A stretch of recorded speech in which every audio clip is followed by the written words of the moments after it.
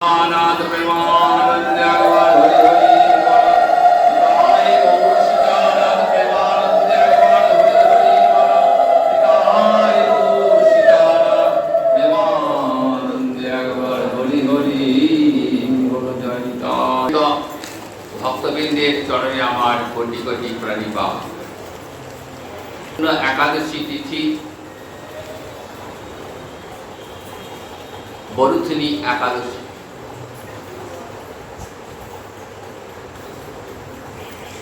एकादश्यां महापुण्या सर्वपाप प्रणाशिनी भक्तस्य दीपनी विष्णु परमार्थ गतिप्रदा।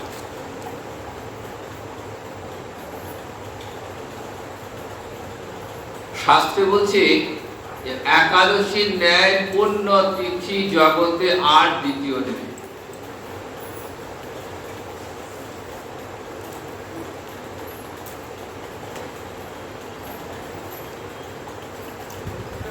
এই ব্রত পালন করলে কি হয় বললেন, সমস্ত পাপ বিনাশ হয়ে যায়।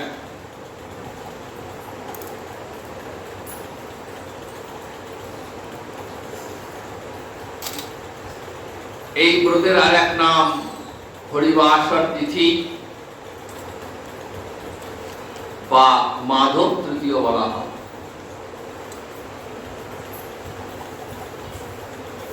ভক্তের সঙ্গে ভগবানের মিলনের তিথি।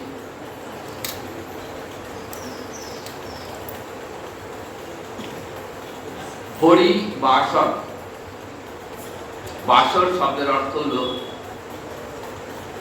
দিন, অর্থাৎ এই হরিবাসরের দিন উপস্থিত হলে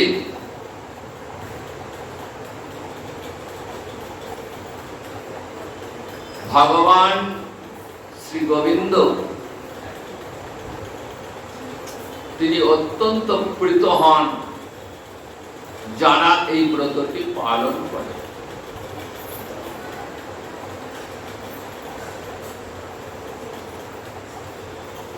ভক্তেশ্ব দীপনী বিষ্ণু বললেন, এই ব্রত পালন করলে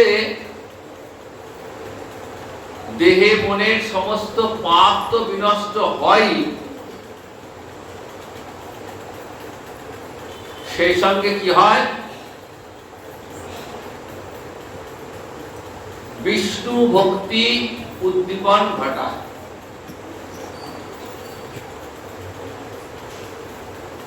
আর কি করে বললেন, পরমার্থ গতিপ্রদা। এই একাদশী ব্রত পরমার্থ দান করতে পারে। ধর্ম, অর্থ, কাম, মোক্ষ এই চারটি ছাড়াও পঞ্চম পুরুষার্থ যে কৃষ্ণ প্রেম, গৌর নিত্যানন্দ চরণে প্রেম এবং রাধা মাধব চরণে প্রেম সেবা লাভ হয় এই একাদশী ব্রত পালনের দ্বারা।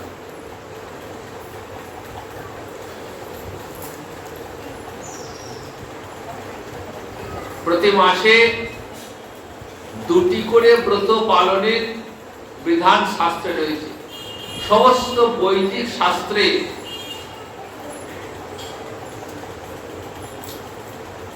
উচ্চ কণ্ঠে এই একাদশী ব্রতের কথা উল্লেখিত হয়েছে। সমস্ত বৈদিক শাস্ত্র, রামায়ণ, মহাভারত, পুরাণ গ্রন্থাদি সর্বত্রই একাদশী ব্রতের মাহাত্ম্য রয়েছে। সুতরাং এটি শাস্ত্র সম্মত এবং নিত্যব্রত। এবং নিত্যব্রত বলে কোনো অবস্থাতেই এই ব্রত লঙ্ঘিত হয় না। একবার ব্রত উপবাস শুরু করলে সেই ব্রত উপবাস লঙ্ঘন করা যায় না। কারা করবেন এই ব্রত? 8 থেকে 80 বছর বয়সে নর নারী, সধবা বিধবা, বিবাহিতা অবিবাহিতা,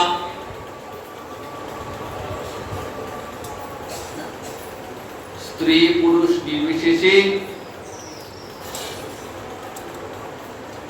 সকলের জন্য এই একাদশী ব্রতের বিধান রয়েছে শাস্ত্রে।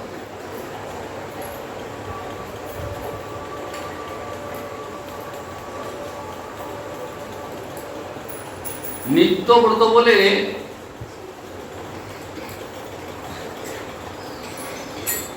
এই ব্রতটি কাম্য ফল প্রদান করতে পারে। সনাতন গোস্বামী পাদ হরিভক্তি বিলাসে শাস্ত্রে প্রমাণ তুলে দিলেন। কি বললেন? একাদশী নাম ব্রতম সর্বকাম ফলপ্রদ। এই ব্রতটি সমস্ত কাম্য ফল প্রদান করতে পারে। কর্তব্যং সর্বদা বিপ্রয়ী বিষ্ণু প্রিণান কর্ম।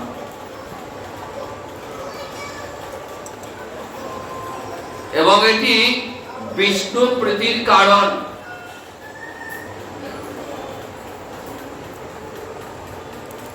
একাদশীর কাছে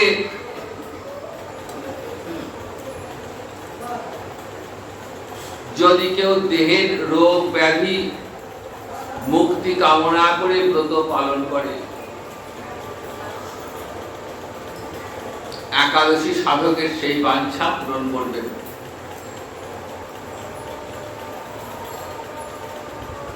সংসারে শান্তি আসছে না, দুষ্ট গ্রহের পাপ চলছে,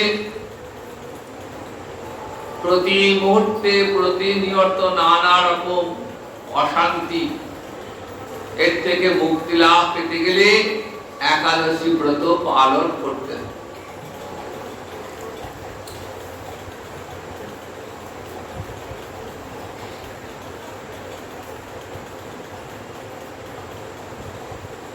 কেউ যদি ধন ঐশ্বর্য লাভ করতে চান, তাও যদি একাদশী নিকট প্রার্থনা করা হয়, একাদশী সাধকের সেই বাঞ্ছাও পূর্ণ করে। এগুলো হলো কাম্য ফল।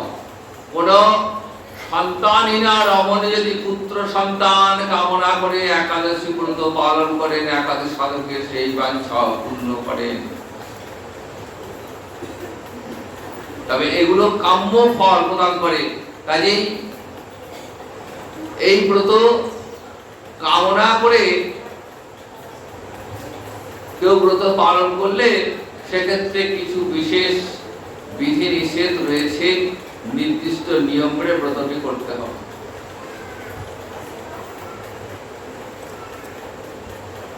আর এই সমস্ত কাম্য ফল ছাড়াও যদি কেউ মুক্তি চান, একাদশী সাধকের সেই বাঞ্ছা পূর্ণ করবে। মুক্তির উপরে রয়েছে গৌর নিত্যানন্দ চরণে প্রেম সেবালা, রাধা মাধব চরণে প্রেম সেবালা, সেটিও লাভ হবে। একাদশীর দিনে যদি কারো মৃত্যু হয়, তার মুক্তি লাভ হয়।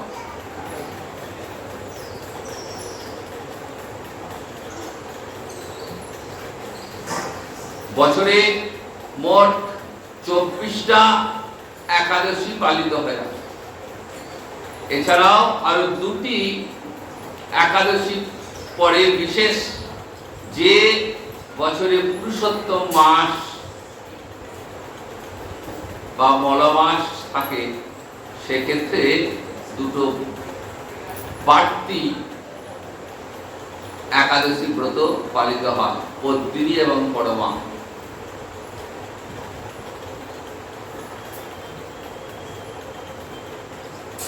এছাড়াও 8টা মহা দ্বাদশী রয়েছে, 4টি তিথি যুগে এবং 4টি নক্ষত্র যুগে।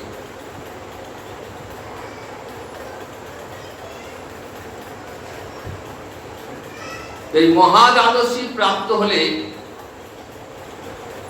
একাদশী ব্রত পরিত্যাগ করে মহাদ্বাদশী ব্রত গ্রহণ করতে হবে। সনাতন গোস্বামী পাদ হরিভক্তি বিলাসে স্পষ্ট উল্লেখ করেছে।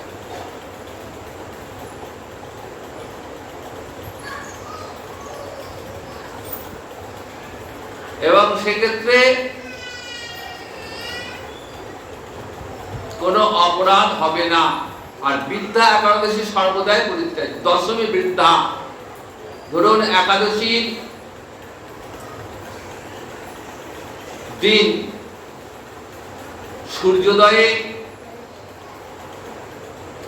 পূর্বে অরুণোদয় হয়, এই অরুণোদয়ে যদি দশমী স্পর্শ থাকে তাহলে সেই দিনে কিন্তু একাদশী ব্রত পালন হবে না। বৃদ্ধা একাদশী করলে তার ফল হয় উল্টো।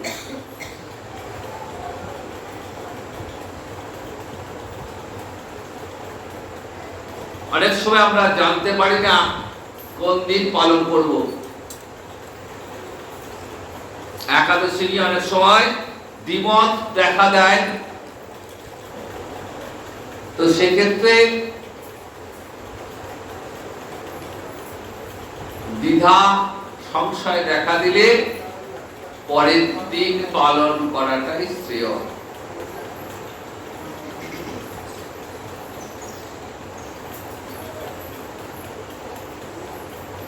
আর মহাদ্বাদশী প্রাপ্ত হলে একাদশী পরিত্যাগ করে মহাদ্বাদশী ব্রত পালন করতে হবে। এগুলো সব নিত্য ব্রতের একটা একটা একেবারেই নিষিদ্ধ। চাল, গম, তেল, তিল, যব, ডাল ইত্যাদি একদম গ্রহণ নিষিদ্ধ একাদশী ব্রতে। এগুলি বাদ দিয়ে ফলমূলাদি বা সবজি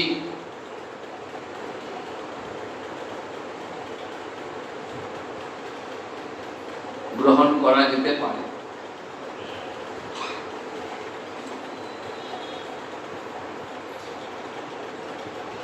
তো একাদশীর দিন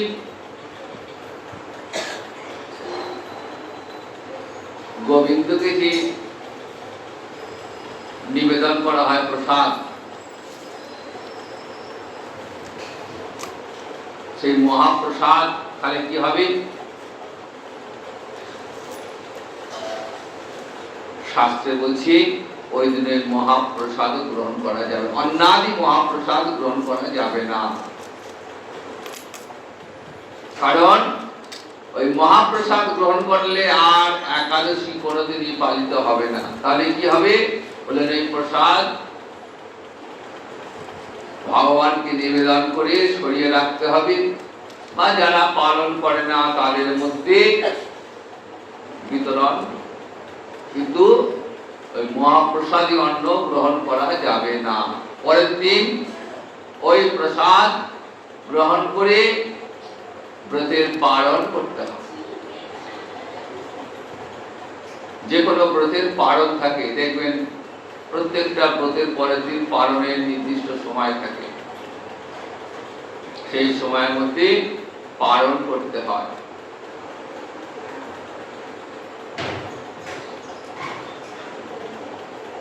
তো একাদশী যেহেতু নিত্য ব্রত, তাই এই ব্রতের ফল হচ্ছে নিত্য।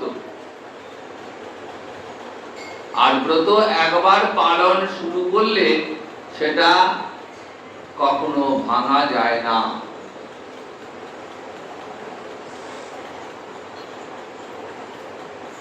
ব্রত পালন করলে শারীরিক, মানসিক, দৈহিক সব দিক থেকে ফল আছে। আধ্যাত্মিক লাভ যেমন হবে, সেরকম শারীরিক ভাবেও অনেক উপকার হবে। দেখুন, আমরা মাসে 30টা দিনই খাদ্য গ্রহণ করি, তো 15 দিন অন্তর অন্তর যদি একটু উপবাসী থাকি, বিজ্ঞানসম্মত ভাবে আমাদের শরীরটাকে বিশ্রাম দেওয়া প্রয়োজন। তো একাদশী ব্রতের মাধ্যমে আমাদের বিশ্রাম হয়ে যাচ্ছে স্টমাকের, বা অনুকল্প আহার গ্রহণের মাধ্যমেও আমাদের লিভারটা ওইদিন বিশ্রাম পাচ্ছে, যেটা আমাদের শরীরের পক্ষে খুবই উপকারী।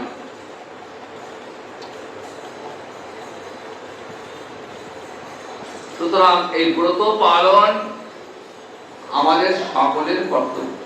তো আজকে যে একাদশী, এর নাম বরুথিনী একাদশী। বরুথিনী মানে সেনা। সেনাবাহিনী যেমন কি করে দেশ রক্ষা করে,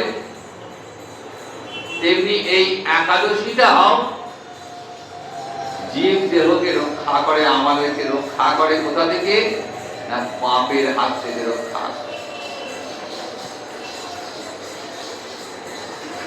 এই বরুথিনী একাদশী মাহাত্ম্যটা আমরা একটু শ্রবণ করে নিই।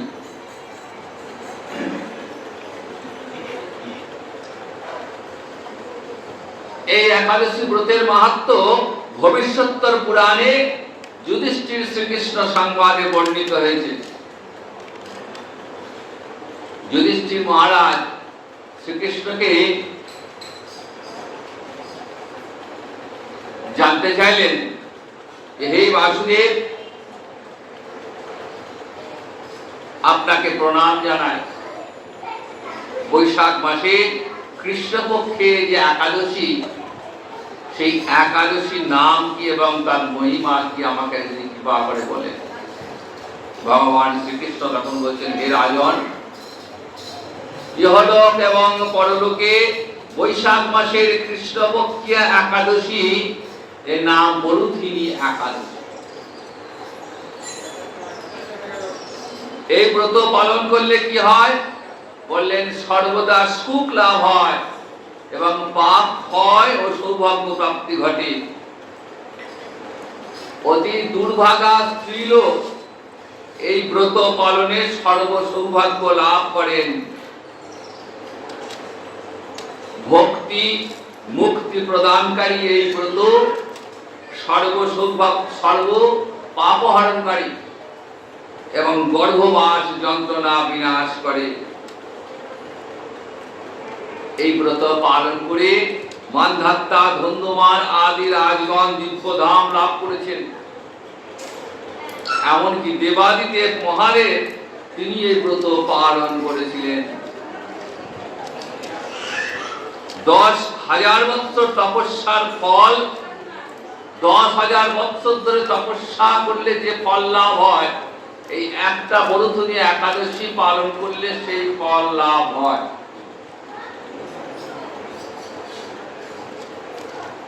দেখুন ব্রতের মহিমা কেমন, দেখুন বরুথিনী একাদশী ব্রতের কেমন মহিমা। এই একটা ব্রত করলে 10,000 বৎসর তপস্যার ফল লাভ হয়। আর যিনি শ্রদ্ধা ভরে এই ব্রত পালন করেন, তিনি ইহলোক এবং পরলোকে সমস্ত প্রকার বাঞ্ছিত ফল লাভ করেন। ভগবান শ্রীকৃষ্ণ আবার বলছেন, হে রাজন, অশ্বদান অপেক্ষা গজদান শ্রেষ্ঠ। অশ্বদানের থেকেও গজদান হলো শ্রেষ্ঠ। গজদান থেকে ভূমিদান শ্রেষ্ঠ, ভূমিদানের থেকে তিলদান শ্রেষ্ঠ, তিলদান থেকে স্বর্ণদান শ্রেষ্ঠ, এবং তা অপেক্ষাও শ্রেষ্ঠ হলো অন্নদান। অন্নহীন ব্যক্তিকে অন্নদান করার মতো দান আর জগতে নাই। পিতৃলোক, মাতৃলোক, দেবলোক, মনুষ্য সকল অন্ন দানে তৃপ্ত হন। পণ্ডিতরা কন্যাদানকে অন্নদানের সমান বলেছেন। স্বয়ং ভগবান গোদানকে অন্নদানের সমান বলেছেন। আবার এই সমস্ত দানের থেকেও শ্রেষ্ঠ হলো বিদ্যাদান। অন্নদানের থেকেও শ্রেষ্ঠ বিদ্যাদান।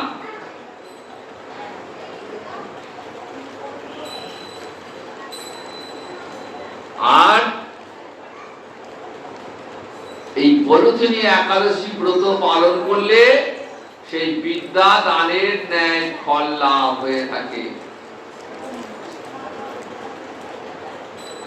পাপমতি যেসব মানুষ কন্যার উপার্জিত অর্থে জীবন ধারণ করেন,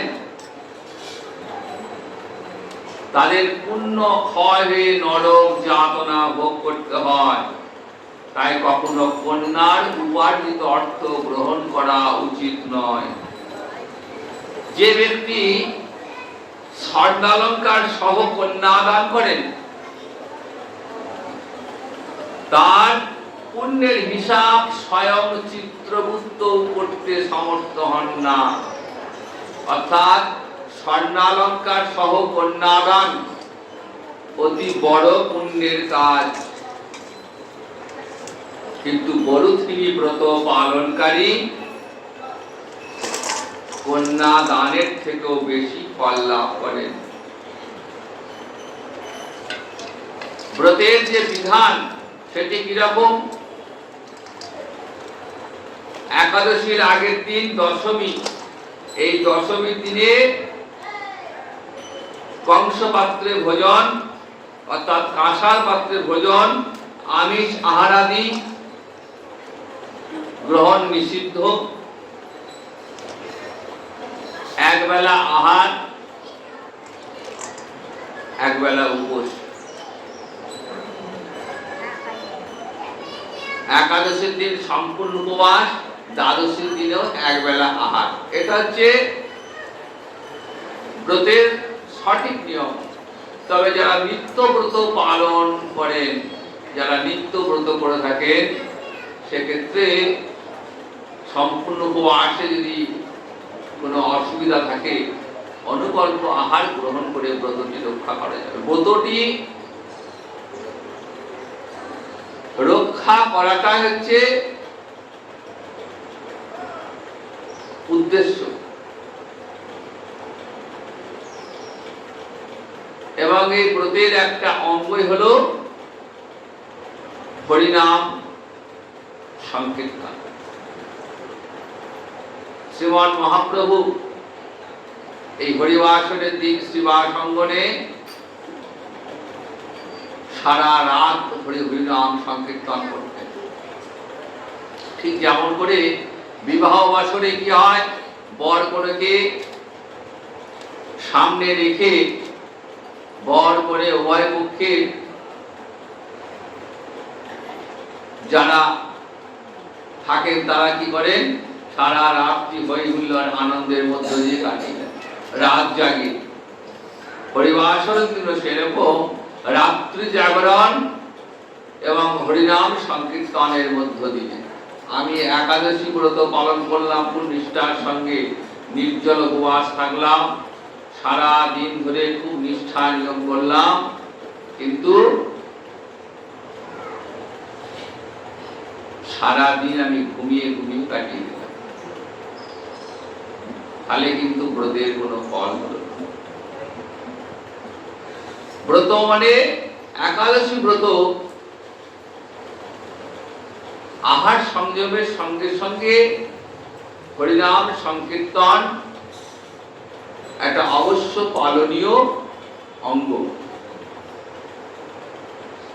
যে হরিনাম মহাপ্রভু আমাদের দিয়ে গেছেন জীবের মুক্তি লাভের জন্য, প্রেম ভক্তি লাভের জন্য, যে নাম আমাদের দিয়েছেন, সেই নাম সংকীর্তনের মধ্য দিয়ে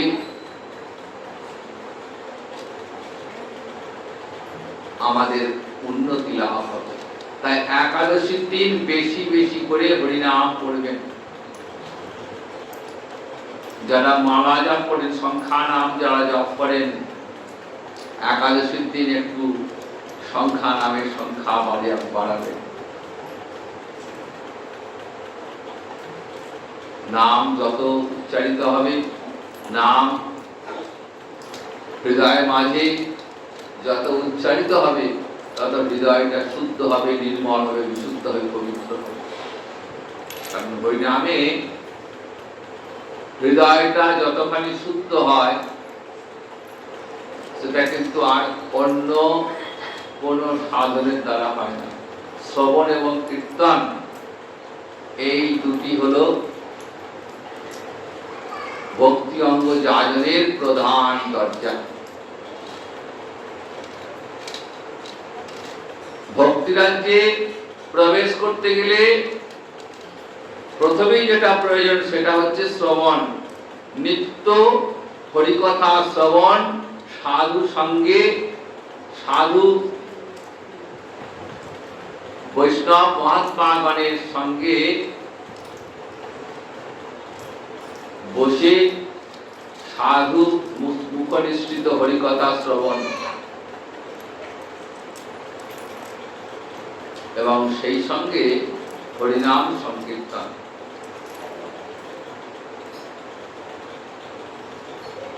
এই দুটো ভক্তি অঙ্গ যাজন করতে পারলেই হৃদয়ে হরিভক্তি লাভ হবে, বিষয় চিন্তা দূর হবে এবং কৃষ্ণ ভক্তি লাভ হবে।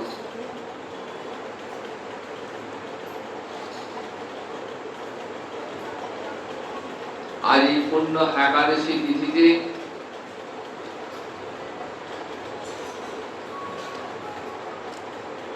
তিথির অঙ্গই হচ্ছে হরিবাসর কীর্তন। তো সেই হরিবাসর কীর্তন আমাদের প্রভুর আরতির পর হরিবাসর কীর্তন হবে। কাজে আজকে আমি আর বেশি কথা বলে সময় নষ্ট করতে চাই না। আপনারা আরতি দর্শন করে হরিবাসর কীর্তনেও অংশগ্রহণ করবেন। আজকে এখানেই হরিকথা একাদশী মাহাত্ম্যে বিশ্রাম নিচ্ছি। জয় নিতাই। জয় জয় রাধে কৃষ্ণ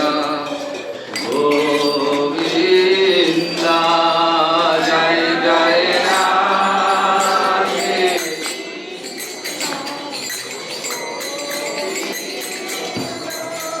রাধে গোবিন্দ, রাধে গোবিন্দ, রাধে গোবিন্দ,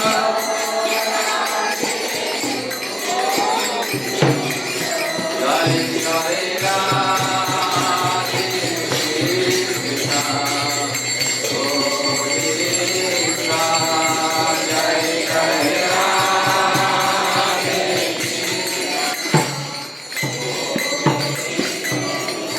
জয় জয় শ্যাম সুন্দর বৃন্দাবন চন্দ্র, জয় জয়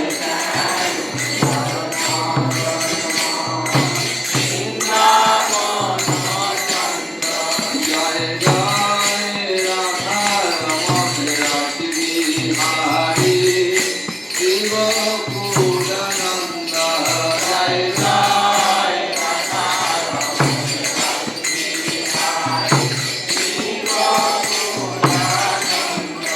জয় জয় রাধা কান্ত রাধা বিনোদ, জয় রাধে গোবিন্দ, জয় জয়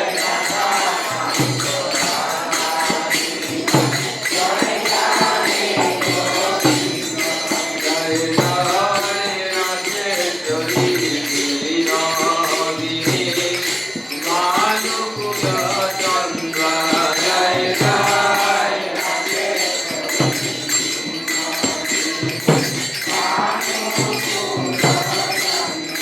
জয় জয় ললিতা সীতা দয়ালি যত সখী বৃন্দ,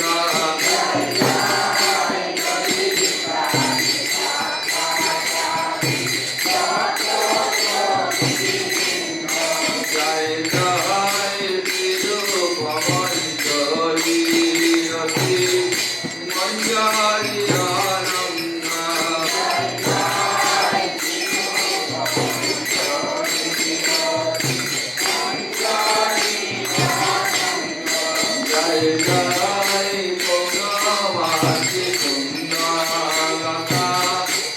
জয় বীরা বৃন্দা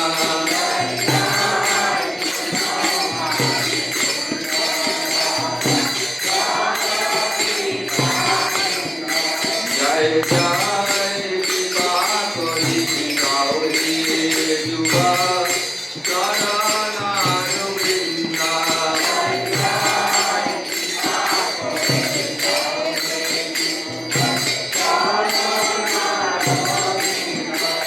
জ্ঞান আকুল প্রাণে হরিকে হরি জয় রাধে গোবিন্দা